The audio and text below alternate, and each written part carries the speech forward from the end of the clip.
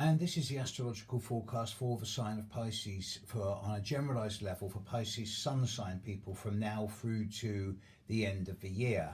I stress generalised because it's about sun signs only. If you want a personal forecast, you know how to get hold of me, steve@stevejudd.co or stevejudd.co website.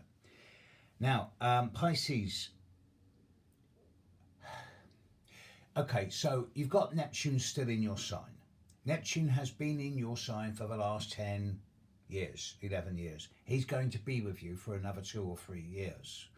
He's got a 14-year orbit. As we speak, Neptune is directly impacting on a few of you.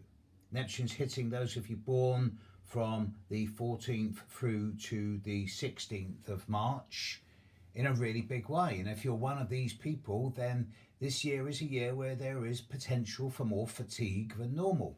There's a sense of nebulousness, confusion, a bit of brain fog, nothing's making any sense, everything kind of dissolving through your fingers like sand and water. The more you're trying to hang on to things or people, the more they're slipping away.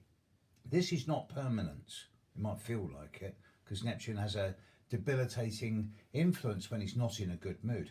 However, the equally strong positive alternative side of this transit is that it brings the potential for a much more enhanced intuition, a sensuality, the capacity for compassion and empathy, and an improvement in your spiritual quotient as well. Your dreams and imaginations will be kicking in if you're one of these people. Pluto is smiling on a few of you as well. Pluto's definitely smiling on those of you born around the 16th, 17th, 18th of March. And if you're one of these people, there seems to be the opportunity for considerable psychological growth this year in terms of self-confidence, self-belief, and an all-round better relationship with yourself. Pluto's looking nice for a number of you. And even Uranus is smiling on you as well. Uranus is directly impacting on those of you born on the 5th, 6th, 7th, 8th of March in a way that's again bringing windows of opportunity for upgrading elements of your life. It's bringing the opportunity for a fresh starts and new beginnings, for novelty, innovation, originality, futurism. I like what Uranus is doing to you people born between the 5th and the 9th of March. You're in a interesting space. I know Jupiter has now left your sign, but he is going retrograde and he is going to nip back into Pisces. So those of you born at the very end of Pisces, i.e. the 19th to 20th of March, you're going to find that the period of later this year, by which I mean from the end of October through to mid-late December, seems to be a time where if things are going to overload or go over the top, or if there's going to be mountains made out of molehills, this is when it will be. So if you're born at the very end of Pisces, then don't let mid-November to late December get on top of you. And a warning to all of you, but especially those Pisceans born in February, Saturn is beginning to look your way. And early next year, Saturn's going to move into Pisces.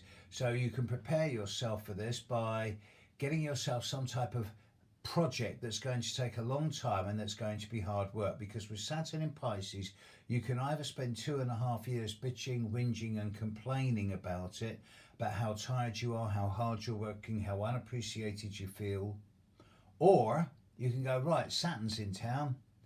3 steps forward, 2 steps back, no shortcuts, do everything the hard way, and by doing this you put in place roots and foundations which will then set you up for the very long-term future. Now admittedly this is going to be impacting on those of you born in February more than March early next year, but for all of you the echoes are starting to build.